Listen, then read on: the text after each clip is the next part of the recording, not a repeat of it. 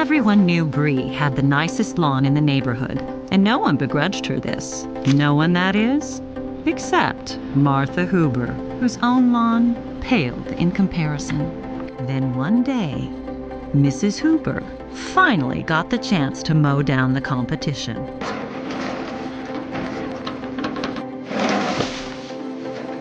Help! Somebody help! What happened? He collapsed on your hydrangeas. Call 911. However, Mrs. Huber never imagined that this lawn would eventually become her final resting place, and the story actually began with Mary's passing. One day, when Mrs. Huber went to return a blender she had borrowed from Mary, she unexpectedly discovered Mary's body lying on the floor. Yet only moments later, the fear in Mrs. Huber's heart completely disappeared. Instead, she became excited about what had happened, because now she could keep Mary's blender for herself without anyone questioning her. Later, while attending Mary's funeral, Susan met Mike, a plumber who had just moved into the neighborhood. Mike's handsome appearance immediately caught Susan's attention. Hoping to get closer to him, Susan visited Mike early the next morning, but she never expected that Edie had also set her eyes on this handsome man, and Edie moved even faster, making her interest in Mike obvious right away. Hey, Susan. Hope I'm not interrupting. You must be Mike Delfino. Hi, I'm Edie. Britt. I live over there. Welcome. Wisteria Lane. Thank you. What's this? Sausage puttanesca. From that moment on, a battle for Mike quietly began between Susan and Edie. One day, while Susan was shopping at the supermarket, she happened to run into Mrs. Huber. During their conversation, Susan learned that Edie had dropped her son off at Mrs. Huber's house that morning. The reason was that Edie was going on a date. Hearing this, Susan immediately sensed that something was wrong. Thinking back to how Edie had gone out of her way to bring something to Mike a few days earlier, Susan became convinced that Mike was the person Edie was dating. Wanting to find out the truth, Susan immediately went to Edie's house. To hide her real purpose, she brought a measuring cup and pretended she was there to borrow some sugar. But when she opened the door, she was shocked to see Edie's clothes scattered all over the floor. The scene made Susan believe that Edie and Mike had already become much closer. Feeling heartbroken, Susan threw the measuring cup aside, but her careless action knocked over a candle and accidentally started a fire. Realizing there was nothing she could do, Susan had no choice but to leave. What she didn't know was that she had accidentally left the measuring cup behind. Luckily, firefighters arrived in time and put out the fire before anyone was hurt. Even so, seeing Edie's house destroyed still made Susan feel guilty. Just when she didn't know how to confess the truth to Edie, Mike's voice suddenly came from behind her. After learning that Mike had just returned from the movies, Susan felt hopeful about her life again. But what she didn't know was that a new problem was already approaching. The next day, while helping Edie clean up the damaged house, Mrs. Huber found Susan's measuring cup among the debris. This discovery immediately made Susan a suspect in the fire investigation. That evening, Mrs. Huber brought the measuring cup to Susan. What's that? I think you recognize it. I found it in the ruins of Edie's home. Well, that's not... Shh. My point is this. I wasn't there for you when Carl left, but I'm here for you now.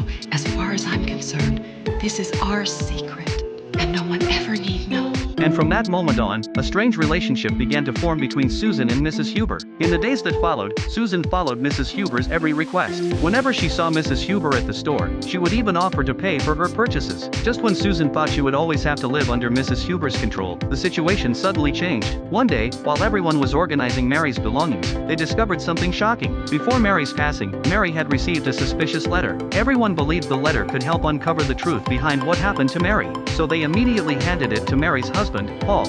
You can see from the postmark, Mary Alice probably got it the day she died.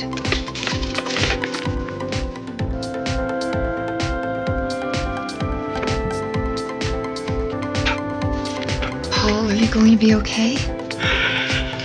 No.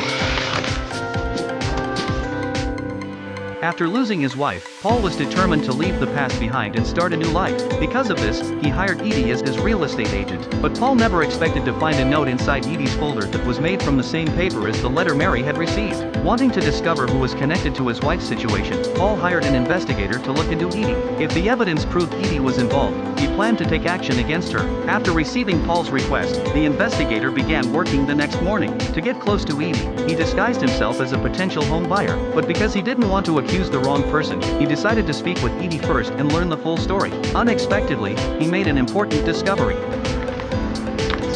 Nice stationery. Oh, it's stolen. What do you mean? After my house burned down, I was staying with this neighbor neighbor, Martha Hoover. That is until the old troll threw me out. Anyway, I'd steal her stuff, she'd steal mine. It's a good life. So this paper is hers. Oh, God, yes.